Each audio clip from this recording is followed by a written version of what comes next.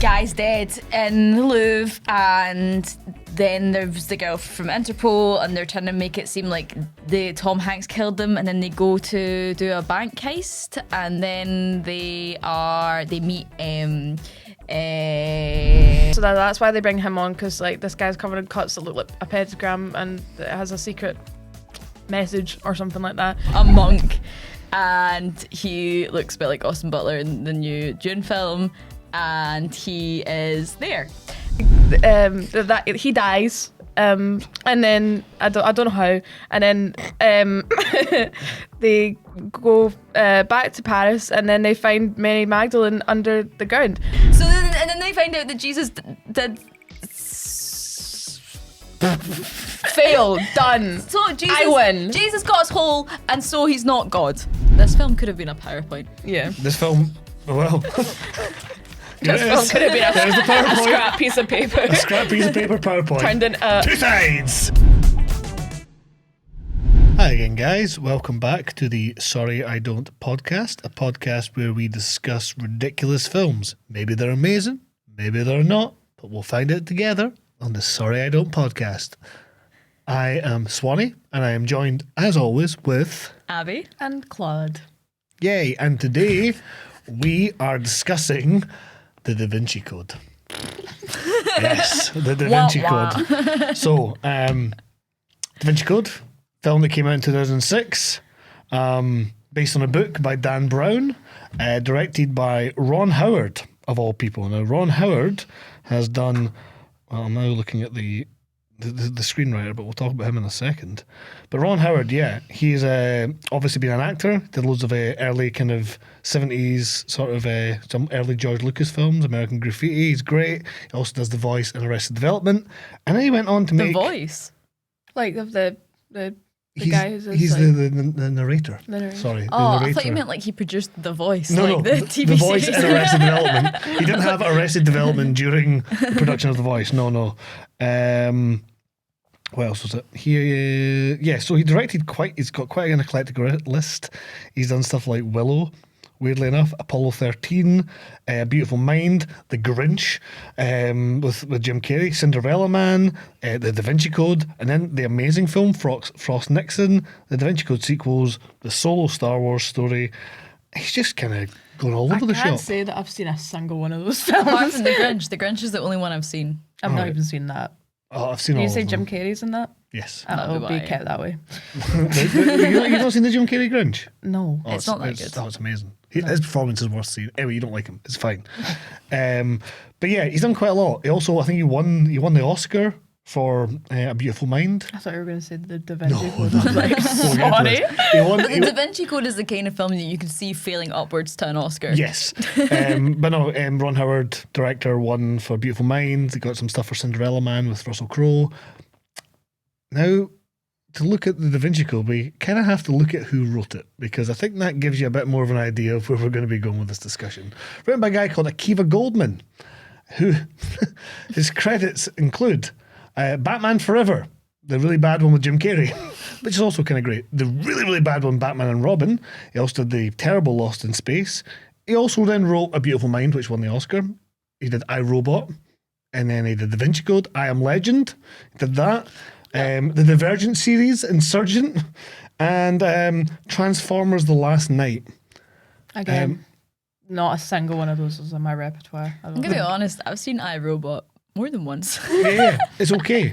But it's not that bad. It's not that bad. The point I'm making is, Ron Howard, I think he's as good as the screenplay he gets. And this guy, Akiva, seems to have a very broad way of telling different screenplays. Looking at that, it's quite crazy that the same person has done a lot of those ones. Just before we move on past who was involved in making this, we were on the way to watch the film, and I was like, is it not based on a book by Darren Brown? Could have been. And like, see, to be honest, having watched it now, Could be. It could be. fucking could have been. Like, Should have been. Probably Would have been more funny. I feel like it felt like a film that could have been in the Now You See Me series. Oh, totally. Yeah. Do you know Totally. what I mean? Yes, Like, but I had the same level of just like, why? And who cares? And there is a charm to it that I think Now You See Me misses by being yes, overly it's cringe. definitely more charming than Now You See Me. Now You See Me is, it's in bad taste. I think everybody's It's one of the a worst. bit mean. Yeah, everyone's really horrible. If we're saying it's better than Now You See Me, that's a low bar. Yeah. We're standards are on the floor. Yeah, we're just going to give it a little bit of context. But yeah, it came out in 2006. It was a book starring, well, no, the book wasn't starring, but the film stars, our main guys are Tom Hanks, Ian McKellen, and Paul Bettany. Those are kind of the big name stars in it. And What's her name? Audrey Tattoo.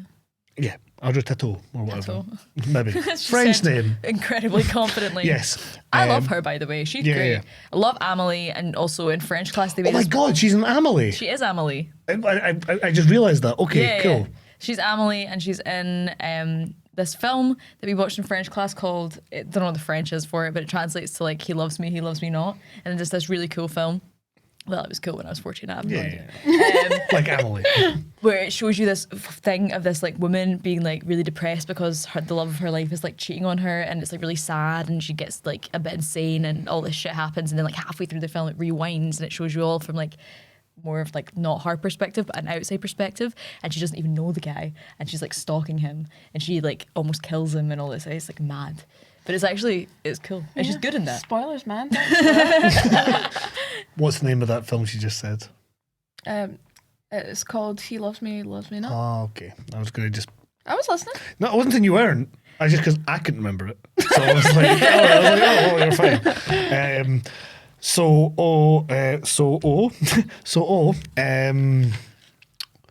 Yeah.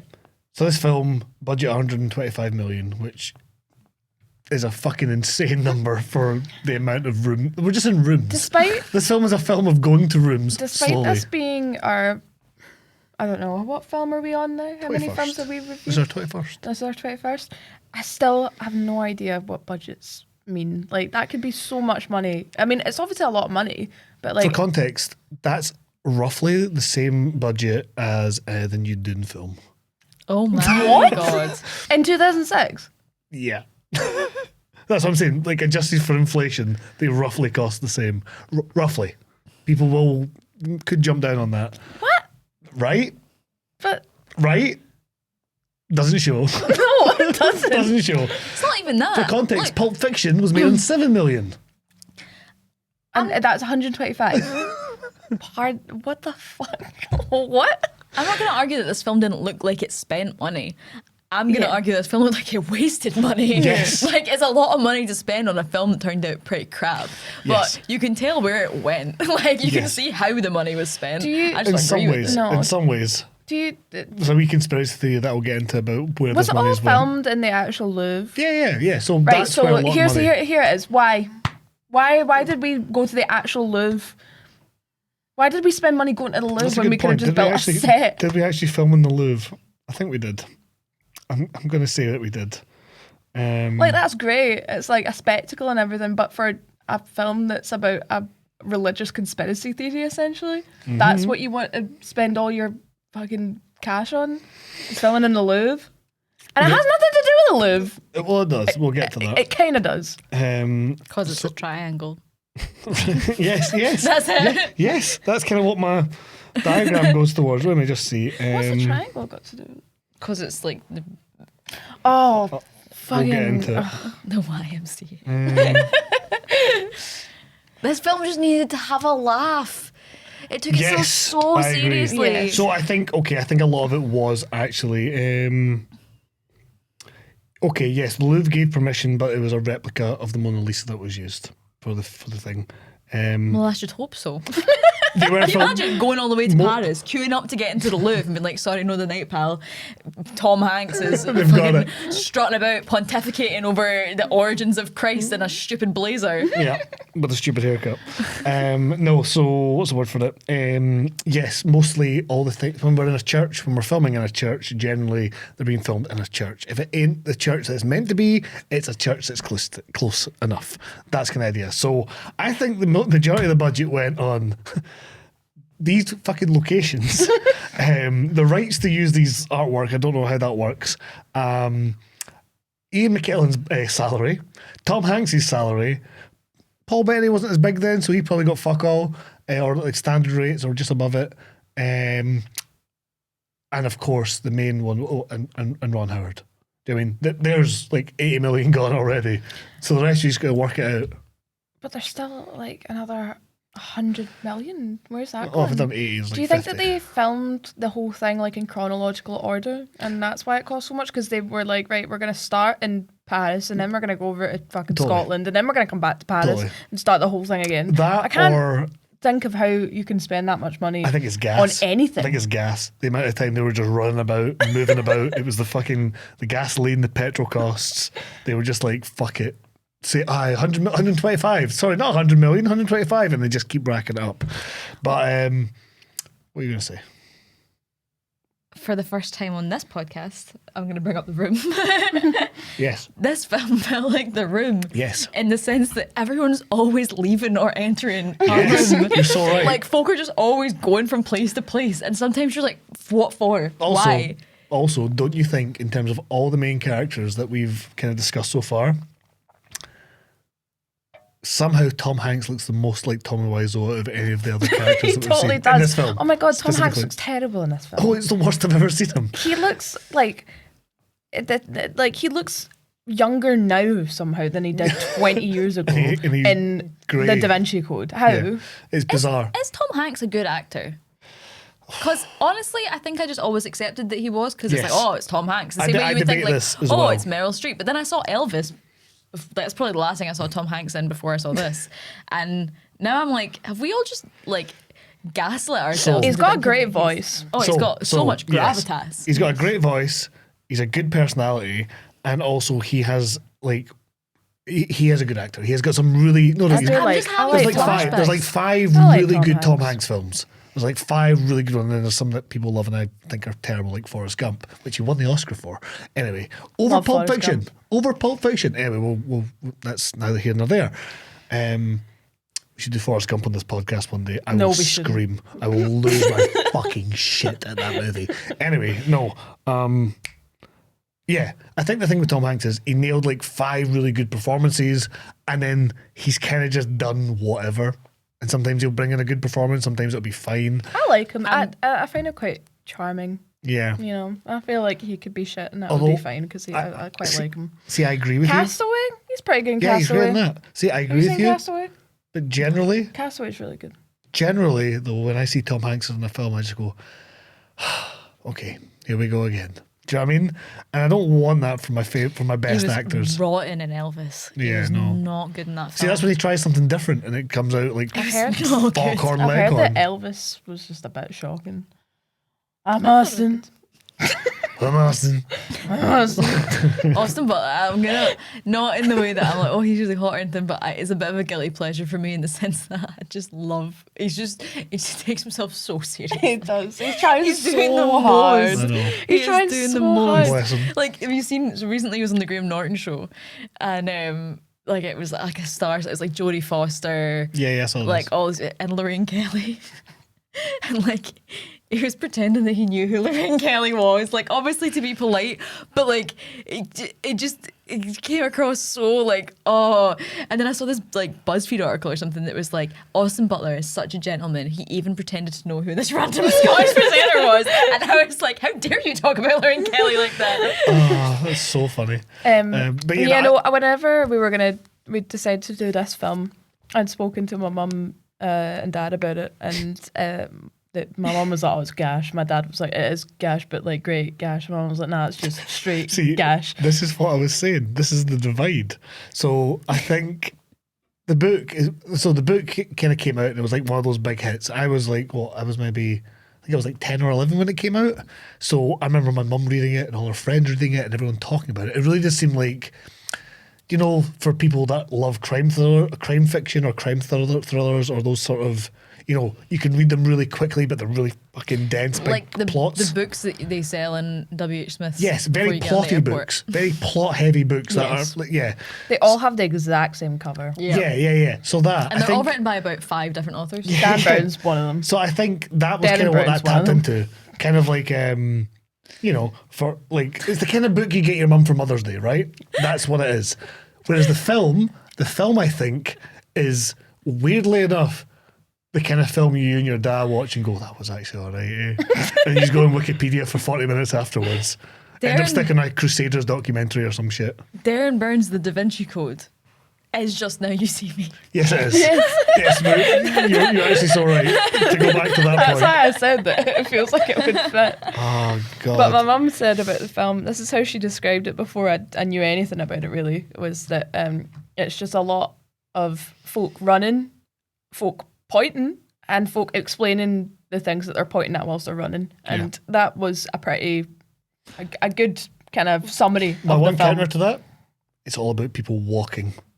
No, they're just running. Even they don't run and talk. That's the second film because they realise, oh, that was fucking boring. We better make them run and talk. So they're running about the fucking Vatican, and the second one going, "That's this. Hey, that was painted by Leonardo da Vinci." And such and you're like, man, can we whoa?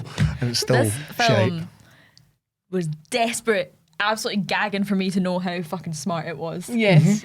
And then it ended up being so stupid. Yes. So what I think, It's like when you go on a date with like this guy who just is like trying too hard and like just wants you to feel like, oh, I'm this smart guy and all this stuff. Yes. Be impressed by me. Be impressed by me.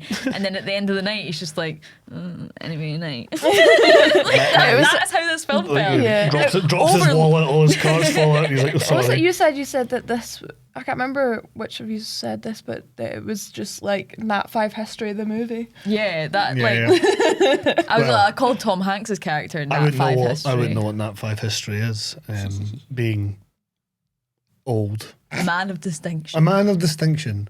What did you do, like foundation and all that kind of pish? The foundation.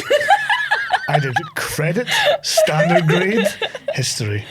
Swanee just had like an abacus and a parchment scroll and a quill. Yes. We had to wait for the seasonal changes. We had to listen for the sun god to bless us for that walk to school over the treacherous mountain tops. No, I missed the cutoff for that. Sorry, Nat 5 patter, 8 math patter. Unfortunately, standard grade patter though. We'll get into that. I did my standard grade. No, we're not even going to get into that. It was pish. We were a trial run. We actually did our standard grades a year early. We got 2 years to do it. And so what did they do for history? Oh, for the first year, you'll do American history. And then the second year, we'll cram the rest of the world's history in. It's like, what the fuck was that about? No one did anything about America. And anyway, Love how this is still clearly really close to your heart.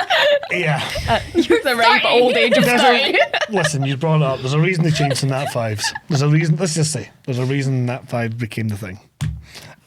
Period. Mic drop. Said Callum Swan. Slay. Just for the listeners, Swanee just dabbed when he said I slay did, there. I did a half dab. That was a full dab. We've talked a lot about this film already, but we haven't actually Yeah, we're not really discussed too much of what it's actually about. we haven't discussed the plot because the plot is stupid. Well, this is what I want to do. I feel like I'm kind of inching towards the plot, but I don't want to start touching the plot because Okay. I'm going to get all mucky. So- and I'm going to get sticky and so- I'm going to get upset. Yeah, you're going to get minging. We're going to get fucking clarty, clatty, dirty, shocking, covered in mud, covered in shit, covered in pish, and we come out going, that was it. That's kind of how this film is. The way I look at it, it's a great story. Like, it is a good story. Listen, but the plot is fucking terrible. See, I get Which where is why I you're going pointed with at the that. screenwriter. I understand, yes, that the concept, I would Yes. say, is good. Not the Yes. story. Yes. The concept's okay, but it's just horrendously told. Sorry, rephrase. There are some really key plot points and story beats that are amazing, and I think some of the character performances, and there's like 5 scenes. I don't think anything in this film's amazing. No. I'll make the argument. I think there's like 3 or 4 scenes that are genuinely up there with some of my favourite scenes in cinema. Did you genuinely? And I mean that in like a guilty pleasure sense, but also just don't know. We'll get to that. That might be a bold claim. I'm already starting to regret saying that. You Listen, the man who refuses to give any film a 10, who sits here and goes, "Oh, I have to be so serious about. Oh, can I really justify? Can this really be a 6? Can I it need get my brought up to a art 6? to be art, but no. Some of the scenes in the Da Vinci Code are up there with your favourite scenes in cinema. That's being said out. That's a record for ever. I mean it. Fuck it. We're doubling down. We're doubling down. I mean it. But we'll get there because it's also clogged up with so much shite. It's a 2 hour and 20-minute film. I feel like you kept saying like, "Oh, just wait till you get to this next bit, though. Just wait till you get to this next bit," and then you'd be like, "That was the bit, by the way, like 3 minutes ago." Wasn't quite as funny as that, but yeah, it kind of did happen like that a little bit. Okay, we'll explain that. The plot, the attempt at the plot. What I want to do, because I managed to actually. It's the kind of film, genuinely, that the more you watch it as a guilty pleasure, the more you'll go like, yeah, okay, that's really fucking simple. But see, if you've got no clue, it can be quite incomprehensible. So I want each of you, Abby, Claude, 30 seconds each, or a minute.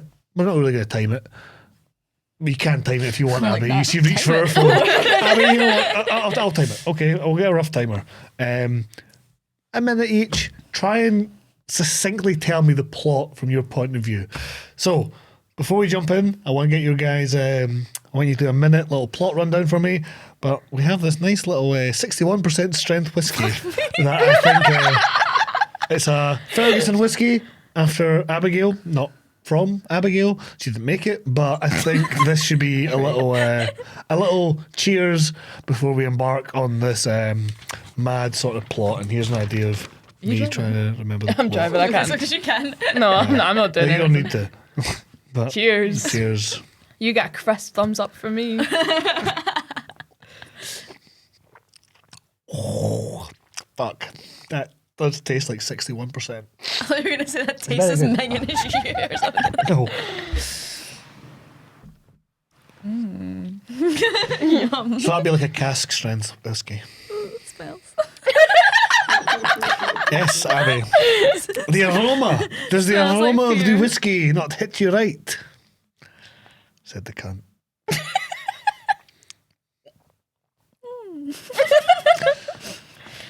Cheers. Is that nice? You can spew it? I haven't swallowed it yet. Ah! It tastes like the hairdressers. What does that mean? You know when it smells like hairspray Yeah. and dye Get it in and your mouth. chemicals? Yeah. Oh, you could have had it with a Coke. Oh, You could have a whiskey and Diet Coke there. that's never going to leave me. That was lovely. There's actually, I'm not a huge fan of Speyside whiskies, and that's one of the better ones. Ferguson whiskey. I don't feel like... Sponsors. Sorry, I don't podcast. Anyway, It's just quickly, that's so funny because like just a client left that. It was like, here you go, have that. And I was like, sorry, you can have it. absolutely. And They were, I like, took giving it. them a spotty show with that. Absolutely. Don't show them me you're drinking it. Well, I'm not. It's not bad. It's just I'm. it's a 61% whiskey and you don't drink whiskey. Yeah. There you go. That's fine. That's fine. I feel it in my gums. Yeah, you should. That's the power of it. Yeah, it's boring. Okay, right. This plot. Let's go. I want to. Right. Right, who wants to go first, Claude or Abigail? I'll go first. Claude, give me your rundown of the plot, and I'll mark you out of 10 for how close you are to the actual plot. How's Okay. that? Right, okay. You've got a guy meets another guy in the museum. Okay. One of them, I think they shoot each other and then they cut each other, and then one of them dies, and then the police show up, and then this lassie shows up pretending to be Interpol, and then they're like, oh, let's get Tom Hanks on the case because he's a symbologist, and then he is talking about like the swastikas and saying how like they're like peace symbols and that everything has two meanings. So that's why they bring him on, because like this guy's covered in cuts that look like a pentagram and it has a secret message or something like that. And then the police are like, oh, it must have been Tom Hanks for some reason. So they go after him, but they want to uncover what the message really means. So they get Ian McKellen. Are you boking? Isn't a very whiskey burp? Sorry, guys. Then they get Ian McKellen in the case, and he's like, "Oh, I love the Holy Grail." That gets involved at a point, I guess. And then the police are chasing them, and then it seems like everybody's after Ian McKellen and Tom Hanks and his missus, who's not actually Interpol. And then they go to Scotland. And they look for a rose, and then there's this little monk man, and he's cutting about like trying to cut people, and then he dies, and then I don't know how, and then they go back to Paris, and then they find Mary Magdalene under the ground, who was married to Jesus and born their son, who descended into the lassie who was supposed to be at Interpol, played by Audrey Fluffla. Perfect timing. You're gonna get an extra wee half point for the timing there. Thank you. Apart from that, Wait. Let me go first. Don't. okay, You give right, away. okay. Right. Okay, Abby, give me your same time frame. Is that a minute? You got actually like a minute and a bit longer. I didn't actually start the thing, so I don't think I'll even I'm need going to a give you an full extra minute. 10 seconds. You got a minute and 10, go. Okay. Tom Hanks is a symbologist. Guy's dead in the Louvre, and then there's the girl from Interpol, and they're trying to make it seem like Tom Hanks killed them, and then they go to do a bank heist, and then they meet Gandalf, Cool. and Dr. Octopus is also involved, and then there's a monk. And he looks a bit like Austin Butler in the new Dune film, and he is there. And then in Gandalf's house, they have a fun little time, which is a little bit like when they go to stay with Montgomery and it's a series of unfortunate events. Everyone feels a bit nice for a bit, and then people are Sick reference. there. And then they're in a church. What are they doing? Sorry. They're trying to open the little puzzle box. Okay. And Leading the they're- witness, I apologise. they're trying to Yeah, get- fuck off, man. They're trying to get. So then they find out that Jesus did. Fail. Done. So Jesus, I win. Jesus got us whole, and so he's not God. Okay. So interesting, right? Right? Oh, and she's Jesus' child. Okay. She got so much more time than me. And you led her. I did lead her. I'm gonna. And she got extra time. You actually had longer, but anyway, listen. Okay. So interesting plot Shut synopsis. whiskey burps, man. Wee whiskey burps. Right. I think it's quite interesting because you both answered it. Let's be honest, quite dismally, which is fine. I think Claude, you were technically more accurate in terms of like the actual plot, like in certain things, more scenes. Whereas Abby, I feel like you kind of got more of a verve for the theme in a little bit. Do you know what I mean? You kind of understood like right. Because Claude, you were very much like, right, they go to this place, they go to that place, they go to this place, and they're doing this thing, don't know why, but they did it. Whereas you were like, right, they do things, they have a time, the vibe's off, the vibe's good, and also Jesus might not actually be divine. It's maybe, and that actually did seem to get a little bit more of the esoteric quality of the film. But you both, kind of Fucked it. fucked it a little bit. Claude, I'm going to give you a 4 out of 10. For the Okay. plot. 4 out of 10. Settled. I did Um, forget about the puzzle box. Yes, and you also didn't mention our main villain until near the end. Abby, I'm going to give you a 3 out of 10. Is the main villain not Ian The McKellen? monk. The monk. Oh, I guess so. Sorry, I guess our main Yeah, active man. villain. Did you see the film? So 3 out of 10 is probably generous. 3 out of 10 is generous. I'm giving it because you really got that vibe in at the end. Probably 2.5 because I did lead you a little bit. I don't care. I care. Claude, you won that one. Yay. Right. Okay, so the actual plot. We should start doing this more often. The when actual we do. plot. Can we see this on screen? That's the actual plot. You probably can't see it. It's a lot of nonsense. Yeah. That's exactly how you'd expect. So, right, we kind of What I'm going to do is I'm going to go through the plot a little bit. We'll talk about the scenes as they come up. We'll kind of keep it natural, we'll flow. We're not going to get into every single little minute detail of this plot because... If We don't do, need to a because safe we just word. did. What did you say? If we do, we need a safe word. We did. Yes. If we're getting into the weeds, we need to get ourselves out. What would the Yeah. safe word be? Stop it. I was trying to do something.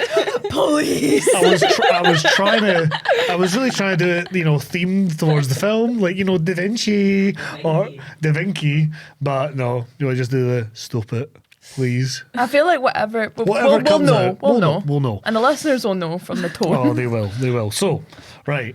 And from the point where they feel like, I can't be bothered listening to this anymore, then we pull it back. So, No. the plot and the story, right? There's a difference. The plot is a murder. on. Fuck off. It's a whole murder mystery setup, and that's what kind of teases it out, right? But fundamentally, what this story is kind of looking at is a conspiracy within the Catholic Church. Big conspiracy about the actual reality and origin of the Holy Grail. So in it, we have two. Fuck, the Holy Grail. Did I mention that? No, you're not really. That's what the film's about. You technically do because The what it film's is. about the Holy Grail. The film is about the Holy Grail. It's ultimately. about finding Doesn't the tell Holy you that for Grail. the first hour though, which is great. But no, it's basically what we have. The story is kind of like a secret, hidden war between two secret societies within the Catholic Church. We have on the good guys' side, more or less, the Priory of Sion.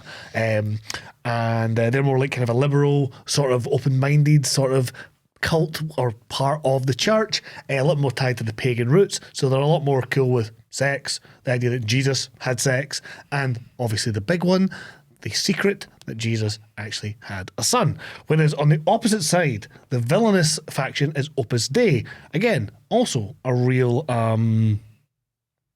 sect within the Catholic Church. You must be pissed about this. Yes. Oh, yes. Oh, there they were. Oh, the Yeah, I was Catholic reading the Church was wiki. not happy with this. No. And And then Dan Brown totally doubled down and was like, this is exactly how it goes, man. Yes, he was like, this is exactly how their rituals go. And you're like, okay, You know how Dan. usually they're like, everything depicted in this book/film is an act of fiction fiction. or imagination, so blah, blah, blah. He did the opposite of that. He was like, this is verbatim exactly what the fuck is happening in the church at the moment. Totally. Which is kind of king shit. Oh, it's Also, it's- how would you know, Dan? yeah, how would you know? What do you do, Who do Dan? you speak to? A mad monk? Sounds about right. But yes, Opus Dei are the main villainous faction. The real life one is quite a conservative wing of the Catholic Church.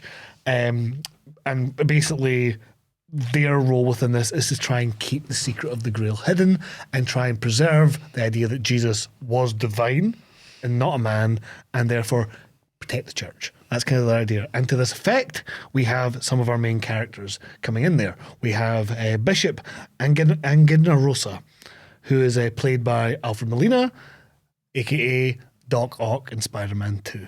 Dr. Octopus. Just wild. Just wild. Can't take it seriously.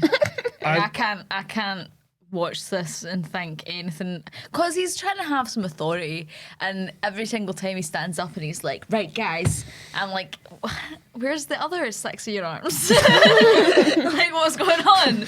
It's just silly. It is a silly... No, the thing is, the film is really silly, but it takes itself so seriously. Oh my god. Which is part of the hokey charm for me. I know I say the word hokey quite a lot, but hokey is basically synonym for bullshit. And if it can be kind of bullshitty while pretending to be I can serious... enjoy it for being hokey, but the fact that I know that it didn't want to be at the time makes me sick. Yeah, it's sickly.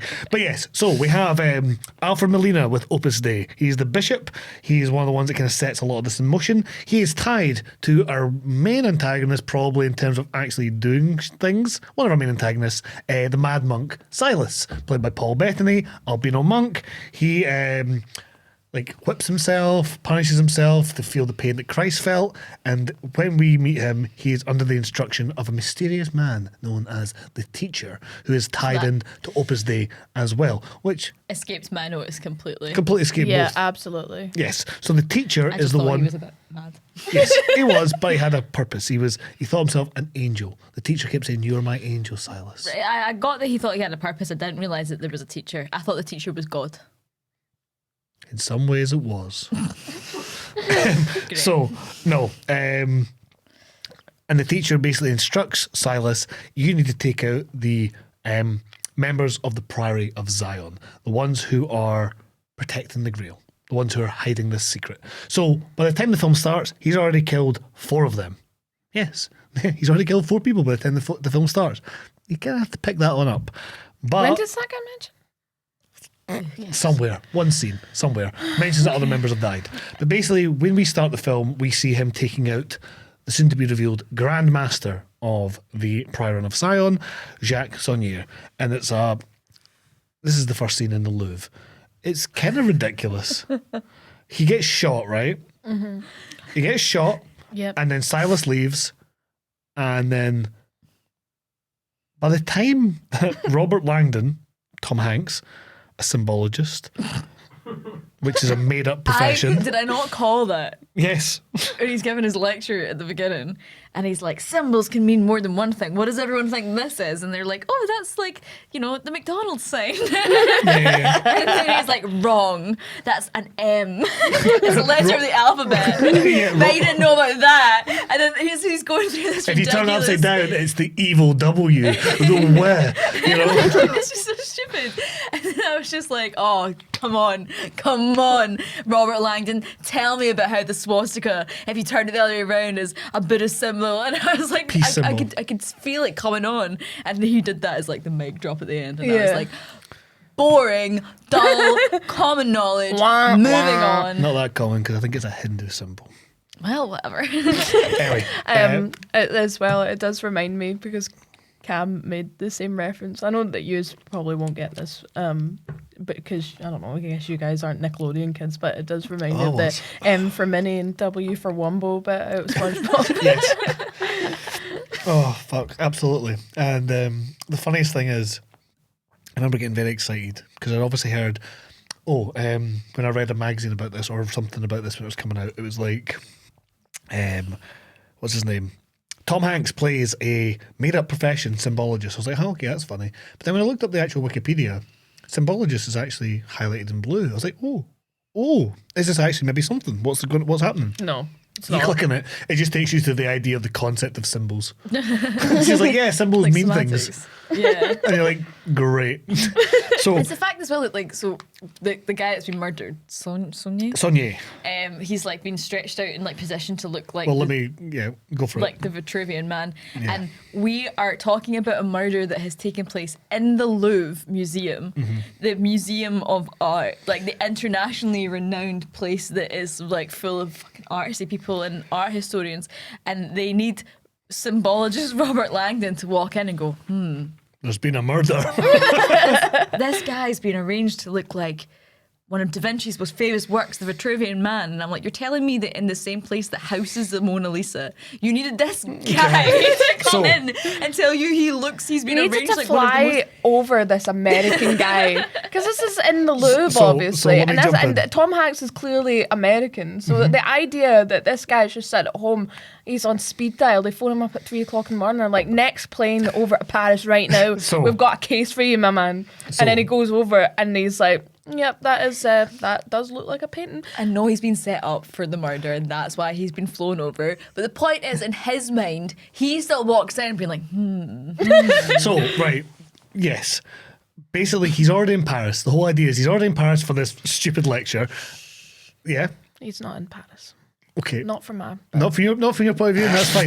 But he's already there. He's been And flown over from yeah. Mississippi, man. Look, he's basically Okay. he's been flown over Mississippi, but he's there because for this somehow big symbology conference, never would happen. He's there for that, and the murdered man, Saunier, has actually asked for him to come meet him in the Louvre afterwards.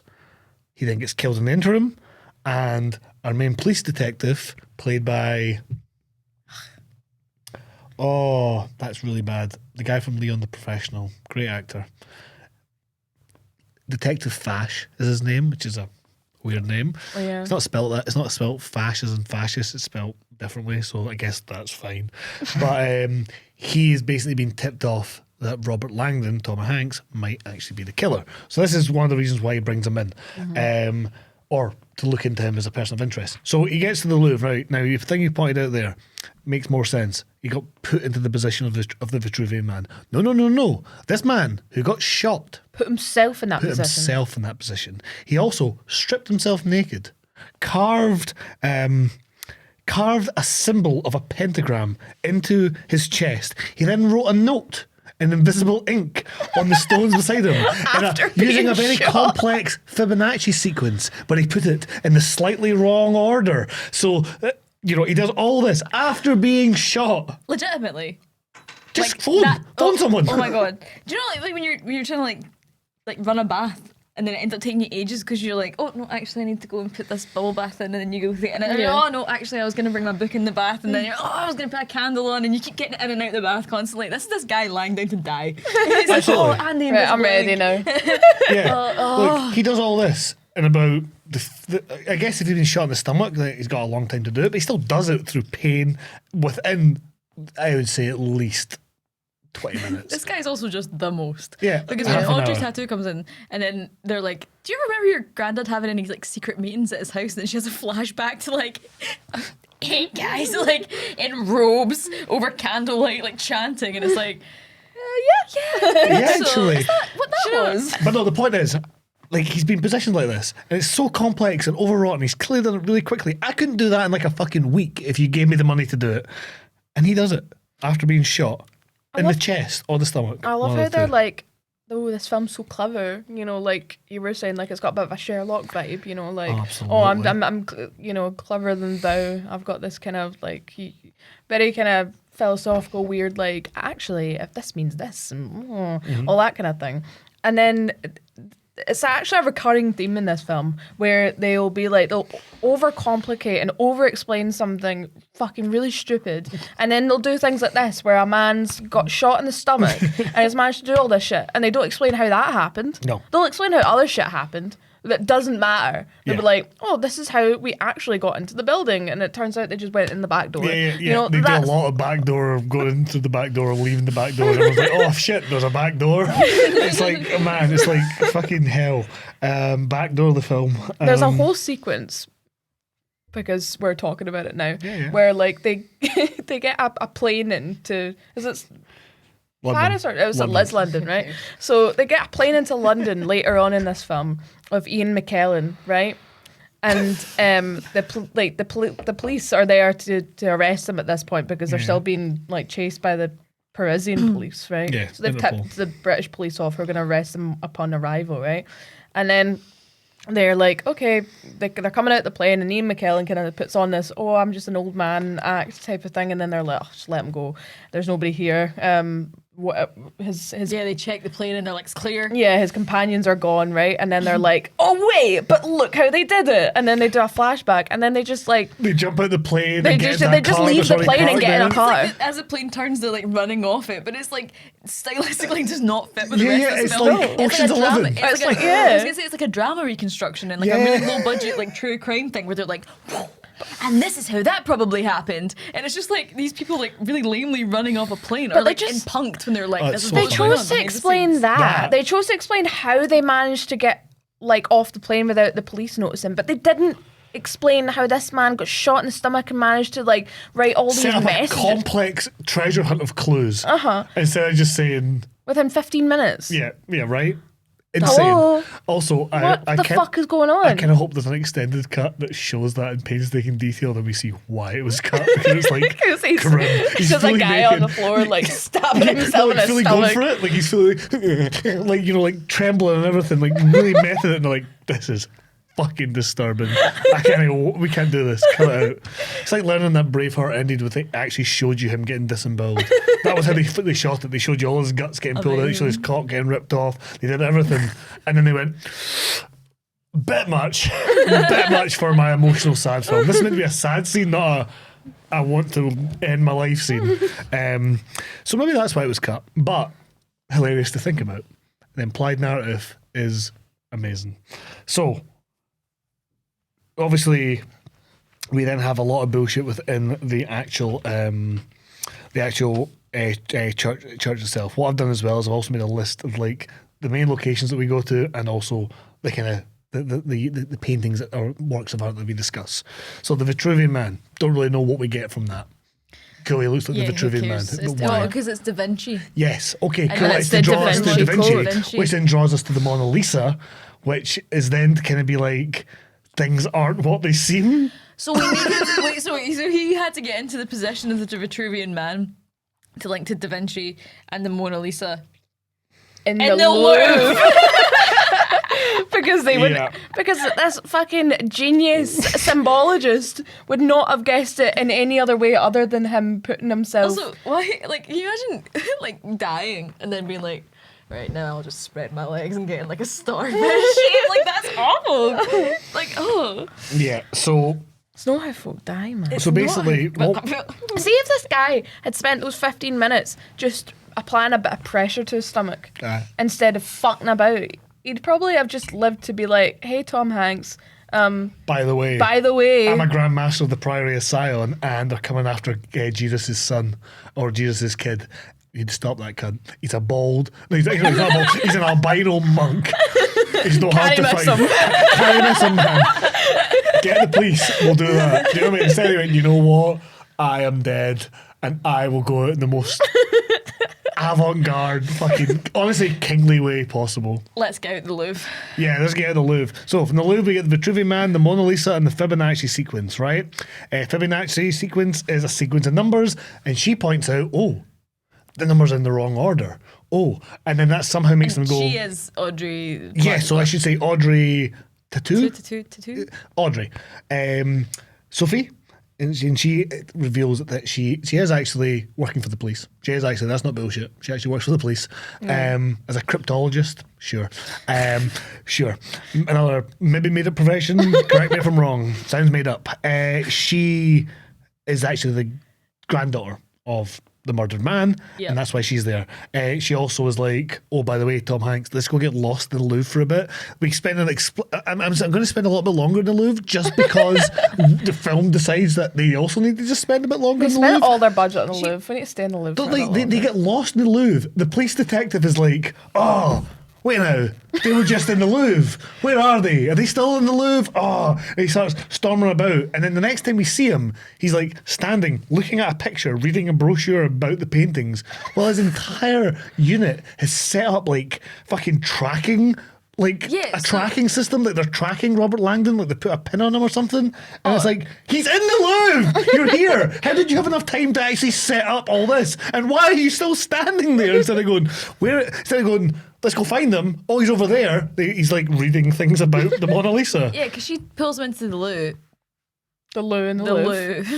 In the Louvre. She goes into the Louvre, like, mate. And she's like, they're tracking you. They're going to frame you for this crime, whatever. So they obviously throw his tracker onto like a moving truck. And everyone's like, shit. As he pointed out, like, rather than be like, hey, this is still the Louvre with all of these priceless works of art, we're going to send every single policeman, security guard, member of staff here to chase after this little dot that's moving, that's meant to be him. Except for Keith. We're going to leave one guy. Leave Keith. Yeah, they leave Keith behind. They leave Keith behind. But yeah, in this sequence as sort well. them out. Because what happened is, he's like, Detective Fash is like, oh yeah, it's fine. Robert Langdon's with our cryptologist. And then someone goes, she doesn't work for us. And he's like, what? And he goes mentally like, mate, how did you not know that? How did you not know that? You're head of the investigation. You're leading this shit. And then that's when the truck goes away and everyone leaves. Inexplicably, as you say, out the Louvre, away. Just last little funny bit is also when they're reading the letter, they do some stupid bullshit, like numbers are coming up in the screen. It's like Sherlock. It's so bad. And then Tom Hanks goes, P.S. postscript. And then she goes, no, it was my nickname, Princess Sophie.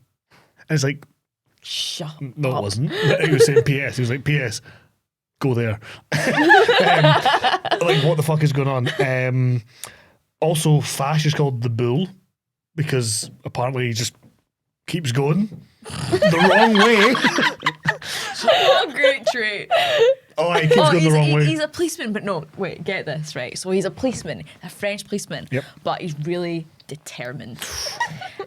just to make things a bit different, he's going to be one of those kind of policemen who just really goes after something. Yeah. He just like can't focus on anything other than the case. It's just going to be a real sort of like variation on the theme of what we would expect a character like that to be like, and so we're going to call him the Bull. Yeah, and also he goes the wrong way constantly. He's just constantly going charging in the wrong direction. So It's a colourblind. So So then instead what of going happens- for red, he's just going for any he other goes for the red colour, herring. man. He goes for every red herring that'll be there. Oh, the truck's gone away. They're somehow dry. Okay, go, boom. But anyway, because he leaves, obviously they get more time to hang about in this fucking museum. Should point out, they just leave a crime scene unattended. The guy's body's still lying out there. There should be photographs taken. This guy should get him on ice. Fucking, we need to preserve the body. And nah. Nah. And then she's also touching the body, and it's like, oh, for fuck's like, there's Yeah, no. there's no like police tape or anything. Yeah. She just goes over and starts sticking her wee hands all over his face. They're like, oh, DNA yeah. everywhere. Guys, we're going to be framed for this crime. I'm gonna fuck about with the entire crime scene.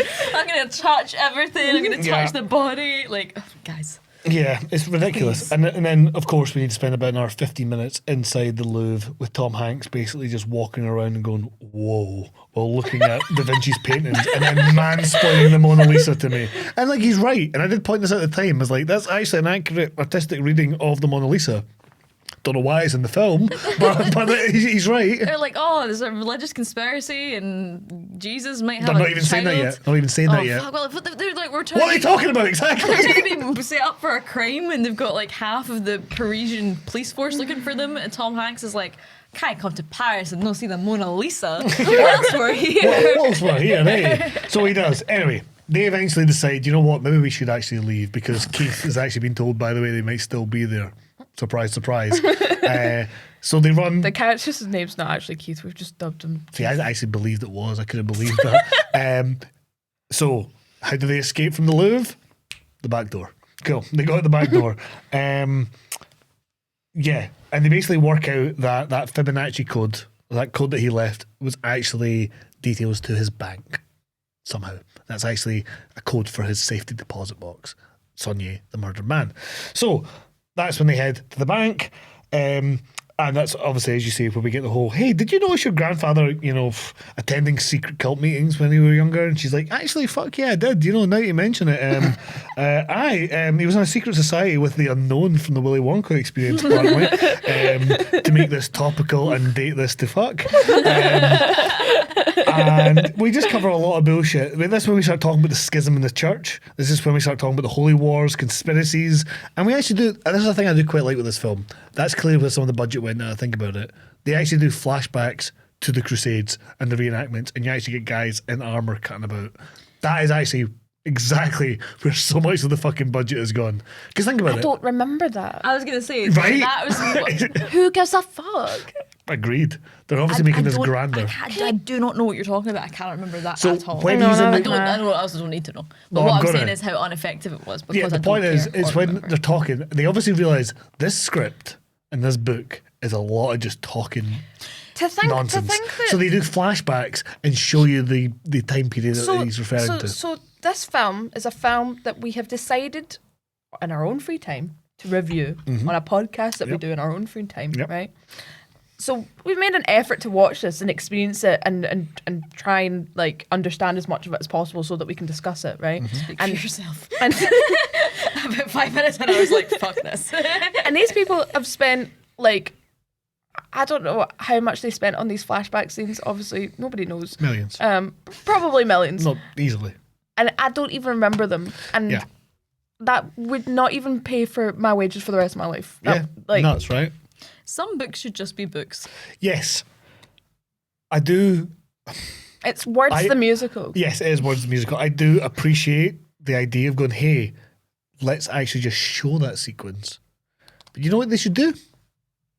Actually fucking show it. This film could Instead have of just been... doing a little glimpse of it as Tom Hanks' face is superimposed going, yes, the Crusades were a thing. Why don't we just, I don't know, I would maybe argue opening back in those times and having some sort of religion, show a real, I know, I think that'd have been more exciting. Do you know what I mean? To show like a Templar and a fucking brother. Please. Yeah, Please. moving on. Anyway, You know how some people say this meeting could have been an email? This film could have been a PowerPoint. Yeah. this film, well, This There it film is. could have been There's the a PowerPoint. scrap piece of paper. A scrap piece of paper PowerPoint. Turned into 2 sides. what do you call it again? A mind map. A mind map. Yes. Yes. At this point, I think astutely made. Oh, we're learning all about this, and so at this point, astutely made by one of you guys. So you might not remember these flashes of the past that were getting shown, but we definitely got inspired by them a little bit to make a very funny point. One of you, I think it may be you, Abby, you went, "Is this the Thinking Moz National Treasure?" It was you. That was me. So, sorry, that was it. Oh, I'm great. No, it was more. You said this is just National Treasure, but more boring. I went, no, it's the Thinking Moz National Treasure. That was the joke. But anyway, I reminded you yesterday that you said that and it was funny. So did you pretend that you thought it was us so that you could say Oh, how no. funny it was? genuinely, no. I'm just like that.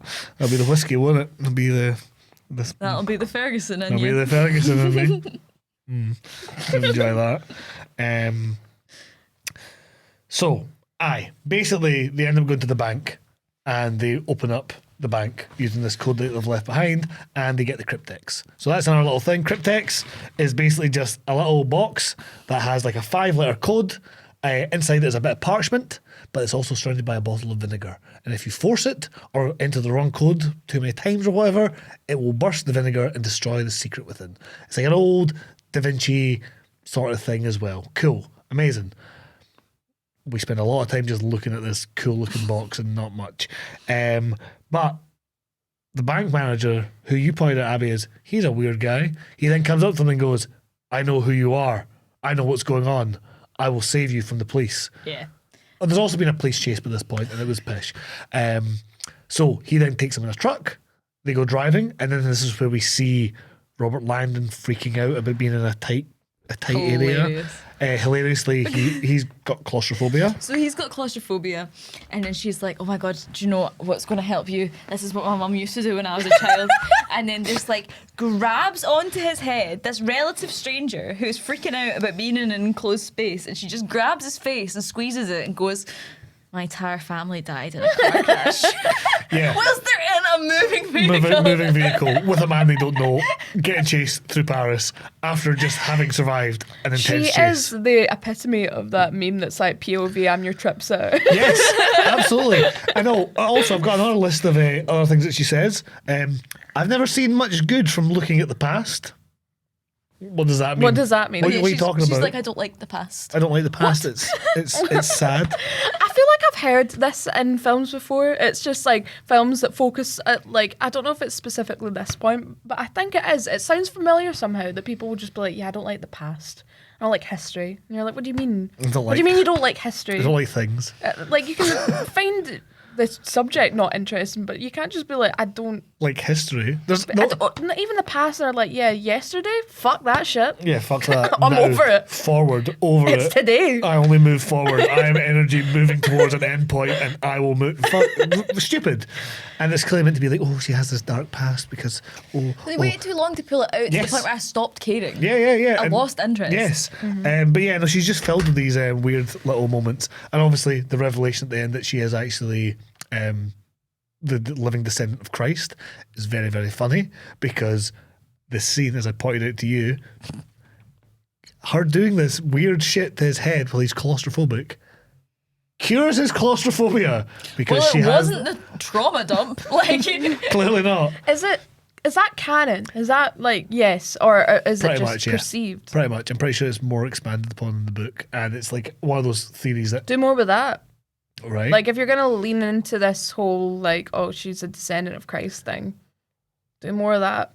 Like, well, they don't. and 'Cause if you are like- gonna do that, to have a wee bit of a kind of Rapunzel moment, like a Tangled moment, where she like sings to him and puts like her hair on him, and then you're like, oh, she's got healing powers, rather than trauma dumping in the back of a fucking secure van. Yeah, it's a lot of exposition, and you're like, cool.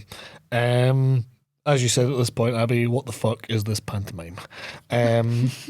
So, and then another astute observation from you, Abby, because the truck suddenly stops. Where are we? We're on a road somewhere, and then this German guy, this bank manager, pulls a gun on them and is basically like, "I know what you are, I know what you've done. Give me the cryptex." And you went, "Oh, so you're telling me that the creepy guy from the bank was a creepy guy from the bank. Yes. There's some bullshit about how they knock him out. Who gives a shit? But basically, they managed to get away from this guy, steal his truck, and then Robert Langdon, Tom Hanks, is like, you know what? We need to get someone else in that knows this shit. Montgomery. Montgomery. This is when we go to Ian McKellen, Gandalf from Lord of the Rings. We go to the esteemed actor Ian McKellen, and guess his character's name is Sir Lee Teabing. Yes, we go to Teabing Manor. And he loves tea. He loves tea. And he does a whole quiz about tea to get in. We're not even going to go into that. Again, that's such a kind of series of unfortunate events type character, isn't it? I think, Mr. honestly, Teabing I loves really think if Like an English guy who loves tea. yeah, I think if we'd emphasised this a bit more and made it funny and silly, it would have been a lot better. Yeah. Which is why I love it, because it's unironically really silly by being so serious. But yes, so Sir Lee Teabing, he is a Grail enthusiast and he's an expert, and he is more than happy to have these random two strangers show up in the middle of the night, so he can and ask him about, hey, can you give me your big speech on the Davinci and the Holy Grail again? He's like, absolutely, got the PowerPoint set up, my man. This is my casting. This movie could have been a PowerPoint, because we just watch a fucking PowerPoint for like 20 minutes. It's like, he shows us the painting of the Last Supper, and he's like, ooh, look at that. That space means something. It's this is in this. And this is, okay, this is one of the scenes that I think is up there for one of my favourite scenes in the film. I love it. I think this is an amazing piece. I love the whole deconstruction of the actual painting, because it's correct. It might not be correct in its hypothesis, but the little things, it ties into real lore behind this. And I think for once, it's actually a scene that works. Most other times it doesn't work, but this one there's at least something. I think it's a lot of it's Ian McKellen. I will concede that it is kind of interesting that it's kind of, a bit debatable whether that's John or Mary Magdalene sitting next to Jesus at the Last Supper. I think that's kind of interesting. I don't think it is Mary Magdalene, which just fucks the whole plot of the film. Of course it's not. It's definitely not. I was like, suspended belief. Why are we focusing so much on what is not in this painting? Was he there? No, it's the whole idea is that he put the clue in because Leonardo da Vinci was actually part of the priory and all the or some whatever. The whole point, it's conspiracy nonsense. But we're gonna go with it. Suspend our disbelief a little bit. I just really like it. I think Ian McKellen's performance is great. Tom Hanks is annoying, but it's fine. She's great, and I just like the music and just the build up to that revelation. We have the male symbol, the female symbol, the cup between them. Just for listeners, the male symbol is like a triangle, like a pyramid, like if you will. As he says, a rudimentary phallus. And the female symbol is like a cup. Like so the other way, other than the symbol. But it also looks like bits. They both look like bits. That's the point. The womb, the penis, that's the idea. Yeah. And that actually kind of goes into our whole main conflict between the Opus Dei and the Priory of Sion. Opus Dei, the conservative one, the villains, they're all men, Jesus, no women. Whereas Priory of Sion is more like, women are great. And this is the revelation that Mary Magdalene was actually married to Jesus. The Holy Grail is a big cup. Yes, and the idea that it's the line of Jesus' descendants and that Mary Magdalene was meant to take over the church after Jesus. That's the whole kind of conspiracy. And again, it ties into real life things like forget the name of it, something, the meeting of Nicaea or something like that, which is where they took parts of the Bible out and put new bits in. Please. Yeah. Point is, it's connected to real life, but it's a bit of bullshit. Anyway, I love this scene. I think it's really, really good. I think it works. And before anyone gets too bored, suddenly the mad monk Silas shows up, knocking out Sir Lee Teabing's butler, Remy. Everyone's favourite character, Remy, gets knocked out. Silas, the mad monk, holds a gun at everyone, and then he also gets knocked out by Teabing, and they capture him. Called that Remy was not to be trusted. Yes, absolutely. You did. Because he was there. And he was looking a bit shifty. And suddenly, Fash, the bull, has shown up and is like tentatively knocking at the gate. Can we? Oh, there's some fugitives. Excuse me, criminals. Can I come in? Could we come in? I need to arrest you. Sir Teabing. Please. Sir Teabing. Excuse me. And then he's like, I think gives them time to leave out the back door. Well, that's it, yeah. He's like, oh no, the police are here. You guys are fugitives. Oh, you know what? Fuck it. I'm into this. This sounds fun.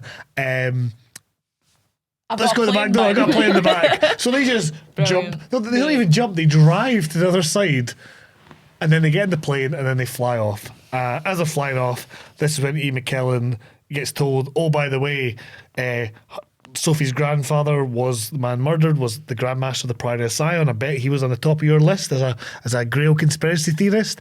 Oh, this will be exciting." He's like, "This is amazing. This is the best day of my fucking life. We're living in history. I am so fucking buzzing." And then you went, "Well, you're gonna fucking die, aren't you?" Yes. Yes, but it's a nice little red herring. Anyway, we arrive in London. This is when we get there, and we have that whole ridiculous little back and forth, as we say, with the plane sequence, the Ocean's 11, how they done it, who cares? Could have had. So we get there, and what's the word for it? This is when, again, I was like, most of this budget has gone to the fucking gasoline or the petrol. We are just driving constantly, and we use every mode of transportation possible, apart from a bike, is used in this film. Basically, every other mode is used, and we get to London, and that's when they've also got the monk tied up, and he really has nothing to do here. He has a conversation where he's like, "Oh, you Sion lot, you're terrible," and they're like, "Well, you're a murderer." This is again Sophie, the descendant of Christ, heading out with, "Well, you're a murderer. Your God doesn't forgive murderers." Yes, he does. That's kind of the whole fucking Oh, point. that's his whole thing. That's like his whole deal. That's like kind of the he shtick. He loves a sinner. That's the He idea. does love a sinner. Old Testament God, no. Everybody's a sinner. But Jesus God post Jesus, yeah, absolutely. So, Absolutely. But for some reason, Silas is like, "Oh, Silas has just got to hit the booth, man, and he's good. Yeah. You know? hit That's the it. booth." Confession. Oh, love that. Yes, absolutely. Hit the booth, get across the boards. That can be a bit. Forgive me, You know. forgive me, Daddy, for I have sinned. All good. Sorted. Every time you do something you fucked up, you're like, I'm going to go have to hit the booth, man. Yeah, and he hit the Well, booth. he's got two options: hit the booze or hit the booth. Hit the booth, fucking both. Why no? Let's have a good time. Piss up in the church. Terrible patter. I wonder how many times we've blasphemed in this podcast. I know, I'm so sorry to any Christians listening. That's Yes. a bit shocking. Listen, so It was patter. We'll hit the booth what after we then this. can have next is they go, "Oh, Templars, that's tied into all this. We should go to Temple Church in London. Big reveal. What we're like, oh, what are we going to look at here? We've been looking at different things. Nothing. More church. No, literally nothing. This is like somehow a red herring or some sort. But what it does do is our Remy the butler, he unties Silas. Silas then pulls a gun on them all and steals the cryptex. Remy then reveals himself to be a traitor. Him and Silas drive off together with the cryptex. His was like. And they kidnap Ian McKellen's teabag and shove him in the boot. Yeah. Yes. So it's like they have it and they're captured, and then it's like he's captured and they have it, and like it just keeps going like this basically until they reveal that she's this descendant of Christ. Like that's pretty much the film. So, but basically, this is when what's his name, Silas is like he actually gives the best performance in it, Paul Bettany, because he's evil and doing evil mad things, but he's also like really emotionally invested. And he's like, "Are you the teacher? Are you the master?"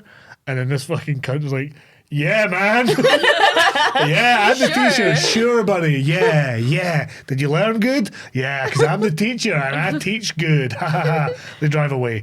Silas is told to go to an Opus Dei safe house, one of the church's safe houses. He goes there and he feels happy. He phones the bishop. The bishop's like, "Cool, sick." I should also point out there's loads of scenes of the bishop trying to convince cardinals to do that. Yeah, who cares? So again, Alfred Molina, where your Doc Ock arms, man? Although I will argue he gives a very lovely and subtle performance in this film. So he has this guy, the teacher, Remy the butler, has a drink with the real teacher, which is actually poisoned. He dies, and the real teacher is revealed to be Ian McKellen. Ian McKellen was a big red herring. He wasn't going to die. He was actually the mastermind behind it all, which, if you are paying attention to anything with this film, you're suddenly like, what the fuck is going on? Why is he doing this? It all What's happening? happens so quickly because Yeah, you're boom, like, oh, boom, boom. Remy's evil. He's the teacher. Tobias the monk. Is his name Tobias? Silas. Silas. What Silas. have I watched recently?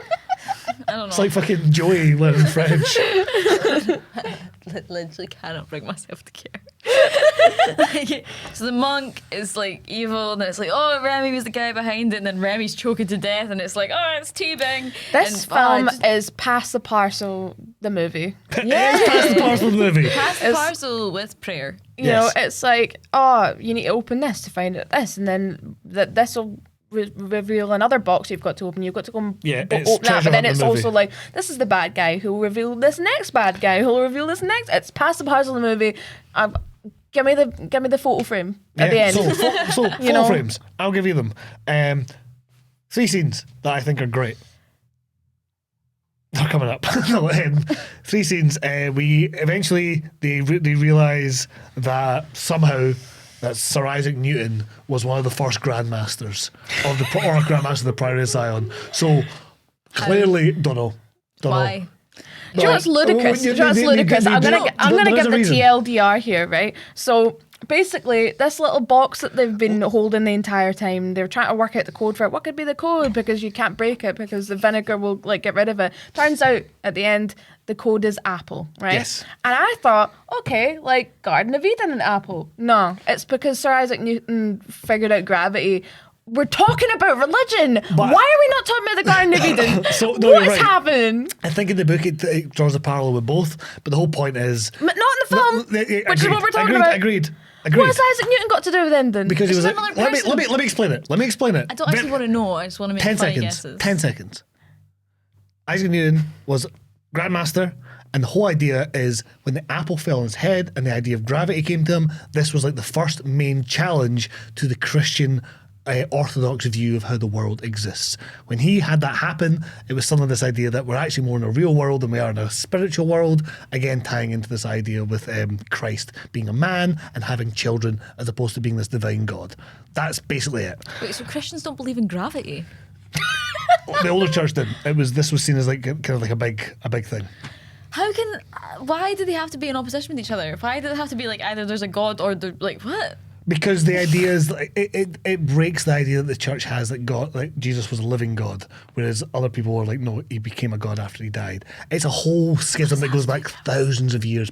Millions of people have died over this fucking stupid argument. Like my answer to that question is the reason it's got something to do with Isaac Newton is just so fucking whichever little committee of men wrote this piece of pish could just drop in another name of a smart guy and tell us some basic high school facts about science and be like, look how smart I am. I worked out this basically, puzzle. what it's doing is it's kind of taking different figures from history and going, there were some of them that were clearly on the more positive, progressive side of history, Isaac Newton, Davinci, Mary Magdalene, and there were others that were on the more oppressive side of history, the Vatican, Opus Dei, and Remy. And Keith. I mean, that's kind of the idea. That's kind of what it's trying to do, because ultimately it does kind of have this whole sort of sexist thing about Mary Magdalene. Anyway, ultimately, Robert Langdon discovers this with his big bullshit. You can see the stars and cosmos. He unlocks it and then he throws it into the air. And Ian McKellen, who's holding the gun on them, I should point out that's happening. He's like, oh my God, no. And it smashes. He gets arrested for, having a gun in Westminster Abbey. Again, very quiet. There was tour groups, but no one was there for that entire sequence. Sure. Finally, the police show up and they arrest everyone. And as Ian McKellen's getting led off, somehow Robert Langdon's not getting led off. Turns out Ian McKellen did all this because he wanted to find out who the Grail was, and so he could expose the Catholic Church and destroy it for all of its oppressions. The witch trials get brought up as well, like several things. And he gets arrested, and then realizes hilariously, oh, you did solve it. Oh, you pray. Go bow at Mary Magdalene's grave, Robert. Oh, and then as he gets in the police car, Harry pointed out as he drives away, he's still shouting, but it looks like he's making He the was just siren. ready to scream at the exact time that the siren starts wailing, so it looks like those cat videos where like they put like a real human scream and then it looks like the cat screaming. It was like one of those, and it just really tickled me because at this point in the film, I just wanted something Some levity. I just wanted something that didn't want me to work for it. Yeah. I was like, that's hilarious. It was great. So he gets arrested, and then he reveals it was the apple, the Isaac Newton stuff, and then they're like, right, we need to. It says it lies beneath the rose, Rosslyn Chapel. We come to Scotland, and that's when we have a wee whatever recce The downstairs. big showdown happens, and then we've got like half an hour more film. Oh yeah, like 40 minutes. It keeps going. Yeah, it keeps going. There's like 8 points that feel like an ending, and yeah. then there's just more. Although it builds Like, up. It builds up. pass the parcel. Yeah, it builds up to a scene that I generally get teary at every time. But anyway, What does that mean, though? Yeah. only certain films do it. You are so boy who cried wolf, man. Always crying. I get a bit teary sometimes, but sometimes I get teary, and Sometimes sometimes I get teary emotional. Sometimes I get goosebumps teary. You've cried at this podcast sometimes. Yes, but that's fucking listen to me. There's emotional teary. There's listen. Crying right now. You probably could, and that'll be emotional teary. But what this gives me is emotional teary with goosebumps. There's been times where I've just been hi in a nice way, and you've been like, oh, my wee pal. Emotional. That's emotional teary. This gives me goosebumps teary. So what happens is revelation. Sophie's the daughter of Christ. Great. Sophie Christ, we'll call her that. Amazing. Sophie turns Christ. out her grandfather wasn't her grandfather, but her grandmother's actually alive. The priory could Who protect gives her. a Yeah, fuck? all this. Then she makes me, I can't walk on water. Maybe I can turn it to wine. And he's like, shit, I don't know why she sounds like that. That's not her accent at all. That was meant to be a French accent, nothing else. So anyone that I offended with that was not meant. Anyway, it's just kind of bullshit. And then Robert Langdon goes back to Paris for some reason because he's still got to finish off his fucking speech, apparently. And then he has a revelation. Mary Magdalene wasn't in Rosslyn Chapel because Mary Magdalene is actually buried under the Louvre for some reason. Which is a modern building. Yes. Because the whole thing is that she lies beneath the stars. Yeah. And so this is like a big fuck you to the Vatican that have been trying to hunt her grave for years. So who built the Louvre? Davinci. So they knew. The Priory? Davinci. Davinci didn't build I was the making it. Louvre. I was being funny. I was trying to be silly. Oh, I hate this film. So, like, The Priory, because they do make the point that the Priory of Zion is tied into different parts of society, and also the curator of the Louvre. Who was that? Keith? No, it was her. No, what? Fuck off! It was the guy that died at the start, who was the Grandmaster. So I think the implication is he put her there. That's where she got put. Anyway, that How did sequence. he get a hold of her? And how did he do Because it? he's a Grandmaster that protects the Grail. Keep up. How did he do it under, like, it just seems convoluted. Oh, It's like they're, like, of course it's laying the convoluted. It's the Da Vinci Code. It's convoluted. The Da Vinci Code just seems a bit convoluted. Yes, thank you. This is why I wanted to do it. It's so ridiculous. But yet, when he kneels down in front of the body of Mary Magdalene, as it soars, and he goes, finally, she rests beneath the stars, and it zooms into her coffin. I get a little tear, and I get goosebumps as the weight of history washes through this pish film and gives me 3 amazing scenes. I'm not even talking about my favourite scene yet. My favourite scene. We're at the end of the film. I know, and I missed it. Because I got so excited with getting, you guys do this to me. You made me forget my favourite scenes. Best scene is when Silas gets killed. Silas is in that Opus Dei headquarters, and the teacher, Ian McKellen, is set up that he'll get killed. All his sins gone. Fuck them. Bye. And the bishop, from Melina, Doc Ock, tries to show up. Maybe we would have got there quicker if he had his extra 6 legs, but he doesn't. Tries to show up. 4 legs. He only had 4. What are you talking about? You confused me. He shows up, and he's basically just like, oh, we need to save Silas. Silas is getting shot by police, and then he accidentally shoots the bishop, and then as the bishop dies, he's like, oh, you've been betrayed, Silas. And then Silas does, Bob Benninger gives such a beautiful, like, scream, and then he gets shot by the police. And then he Silas? says the line that his father said to him, and he was said to him in prison, I am a ghost, and dies. That's amazing. Well, I'm happy for you, man. I'm glad you enjoyed it. Yeah. See the way that Silas died? He died like, do you remember, and this is like, this will be a throwback for everyone listening who was born around our era. Do you remember when Justin Bieber hate was really, really fashionable, and then he featured on an episode of like NCIS, Yes. and he gets shot like CSI 40 CSI. times?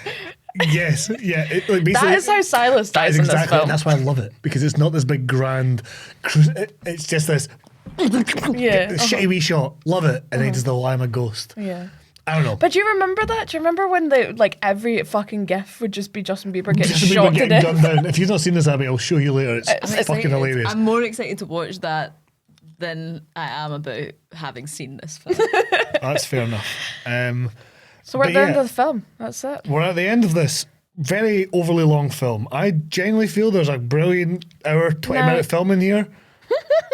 Shame it's out 2 hours and 20. My favourite thing about this film is not anything in this film, but the fact that you experience this film and then you're like, okay, so this whole film has been about the Holy Grail, protecting the Holy Grail. You know, we need to protect its side. Like this changes the entire course of Christianity and humanity. Really, finding out that Jesus was not always divine. Yeah.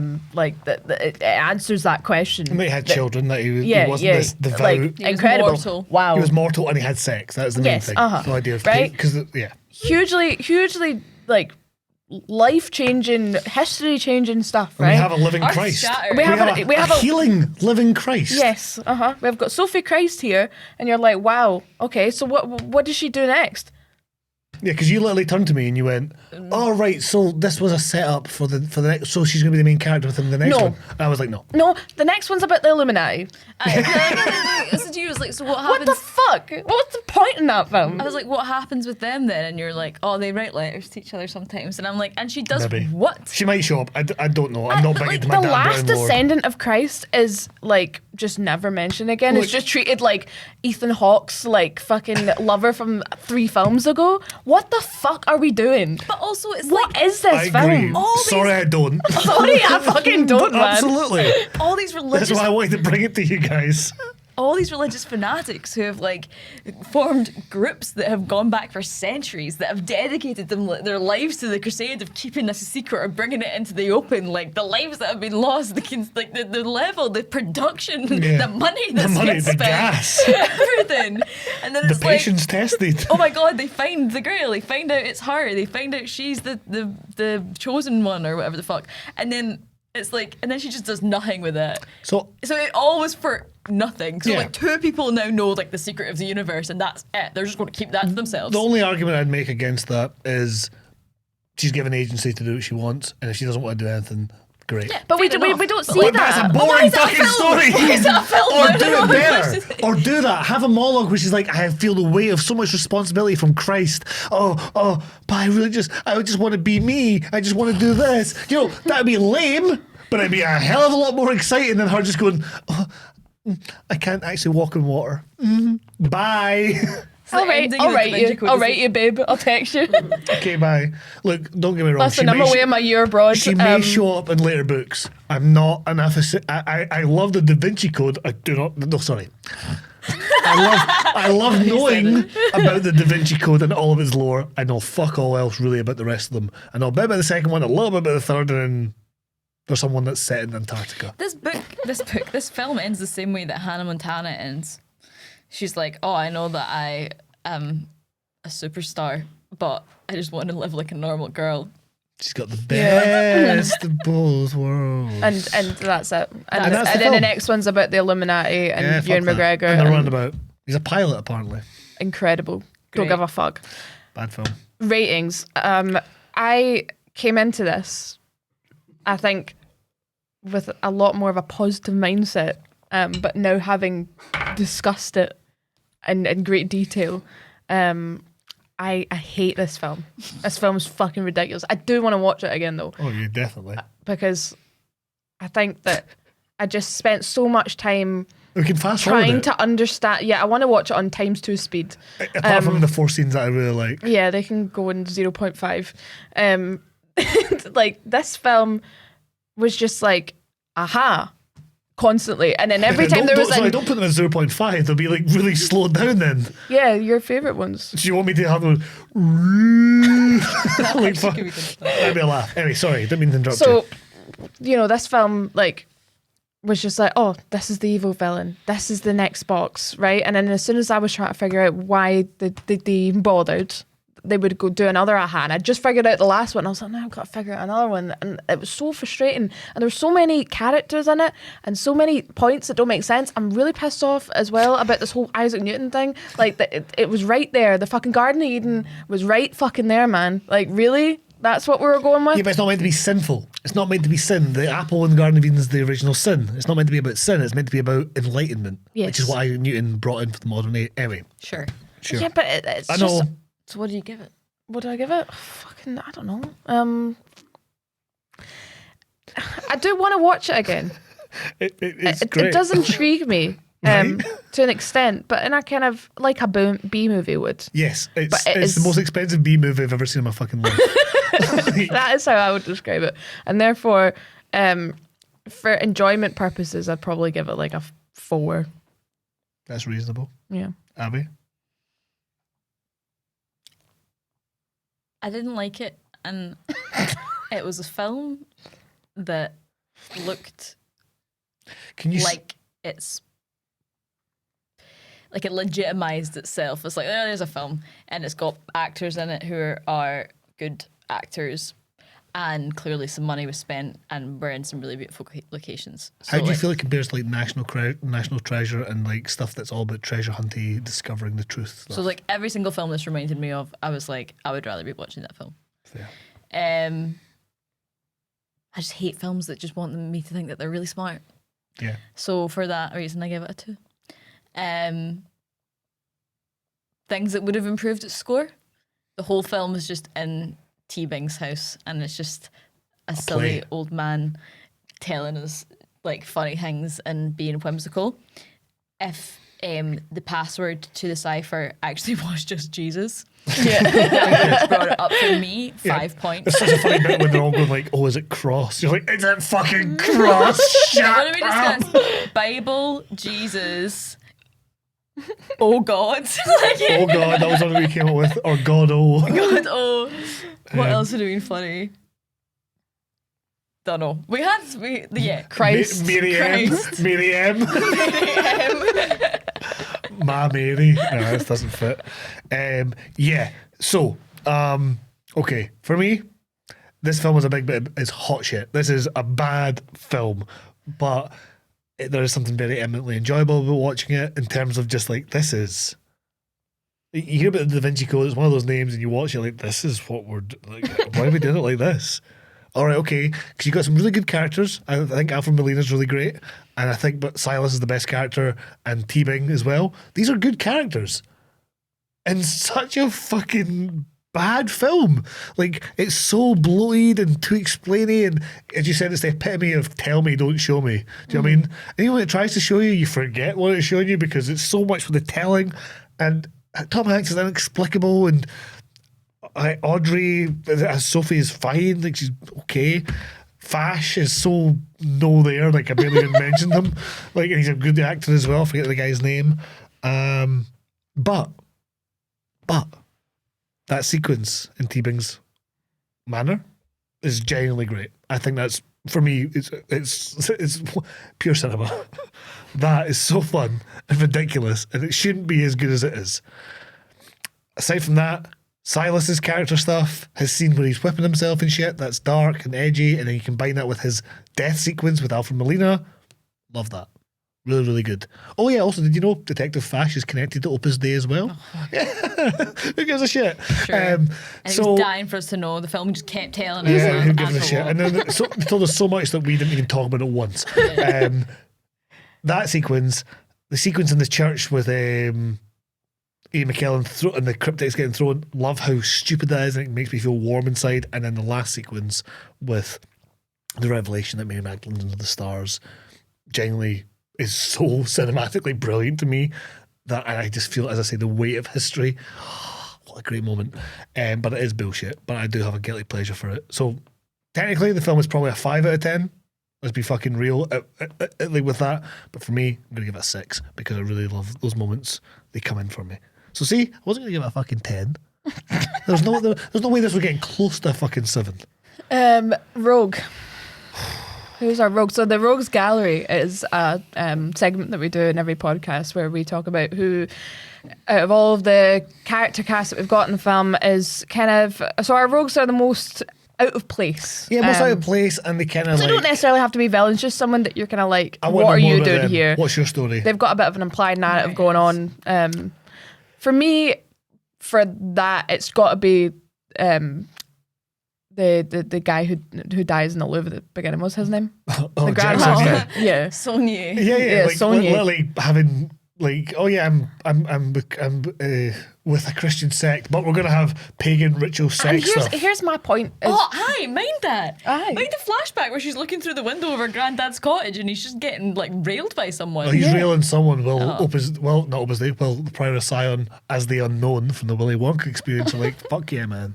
Also, like, just quite roguish that he's obviously like get Tom Hanks on the case before he dies, so he like leaves all these clues. He sets all this bullshit up. Yeah. Bullshit up. But he also sets him up. You know? Yeah. He's like surely him writing his own, like writing Tom Hanks' character's name with invisible ink for the police to find is a surefire way for them to be like, yeah, it's probably been that guy. He frames Yeah, him for murder yeah. essentially. And also, you know, okay, it's a big secret that you're passing on, but you did kind of just write it on the crime scene of your murder, how to figure it out. With invisible ink, which why you can not get. just leave a will? That your lawyer has to go, hey, by the way, secret. Like You're he Jesus. does it with I mean, fucking simple. They do Yeah, it why with does she have to work all this out? Why couldn't it be like something only she would know? Like, oh, what was the name of your favourite teddy bear when you were a kid? Yeah, because all I do is that she's been groomed to Mr. become a grandmaster. Silly. Oh, I'm Jesus. Great. Silly. That's what the code should have been. That's what the code should have been. Silly. Fanny. Silly. Cookie. Crazy. So, Perfect. Amazing. yeah. Class. Did we bring the book of answers? I didn't. No, I forgot What were you to going to write ask it, it? so. A mystery for next week. I'm so sorry. So yeah, that's us done. Pretty much. Brilliant. Critics say that it made. Guess how much money it made? Did it lose money? No. £600 million. We did this the other day and you've forgotten the answer. 600 million? What are you thinking? Oh, we did do this the other day. Bear in mind. I went. You guessed what I guessed, didn't you? No. No. Did I say 650? Yes. Yeah. So it was That's close. 700, wasn't It's it? 740 or something like Right. that. 729, I think. Weirdly specific. Yeah, made a shit ton of money, and then they made sequels, so which also made some money. Which we're Critics reviewing didn't like next it. week. Critics didn't like it. literally time me down. one exception, Roger Ebert, famous critic, really liked this film. He gave it a 3 out of 4. He was I think like, he just said things sometimes to be controversial. I don't think it's going to be 3 out of controversial. 4? I just like That's not a thing. 3 out of I've already 4. done There's so many things on this a lot of established critics use the 4-star system as opposed to even a 5-star one. Don't ask me why. That's what they do. Fuds. So listen to what he says and tell me if you agree. Roger Ebert says, the movie works. It's involving, intriguing, and constantly seems on the edge of startling revelations. Yes, the plot is absurd, but then most movie plots are absurd. That's what we pay to see. He's basically been like, yeah, it's shite, but like I films, like it. films can be shite. That's basically what I'm saying with it. I think honestly, because he gets quite emotionally invested in things. I think he watched it and was like, "This is bullshit," but why am I feeling tingly things? Why am I feeling? I want Roger on this podcast, so that you can just like, oh hi Roger, and us to be Famously like, what dead. the fuck, man? Oh, is he dead? Often be quoted. Famously dead. Is it? Yeah. Awesome. Sadly. When did he die? 2015, 2016, something like that. Rip. Anyway, let's finish the Is that how we're gonna end this? Rip. Yeah. Christ. Yes. I'm so That's how sorry. we're going to end it. Christ. Sorry, I don't. Christ. Yes, join us next week. Where we'll be reviewing. Do we know what we're doing next week yet? Oh, I've got an idea of what I'd like to do. I would like to do Truly Madly Deeply. So that's probably what we'll do. Truly, madly, deeply. So we've done a wee actiony film, we've done a wee musical, and now we're getting into the sillies and the romance. So Sillies I haven't and actually romance. seen this film, but it was recommended by my mum, and yeah, I think it'll be good. Sounds good. Excellent. Thank you very much for the rambles. Thank you so much for listening, and we'll see you soon. Bye. Bye. We're going to hell for that.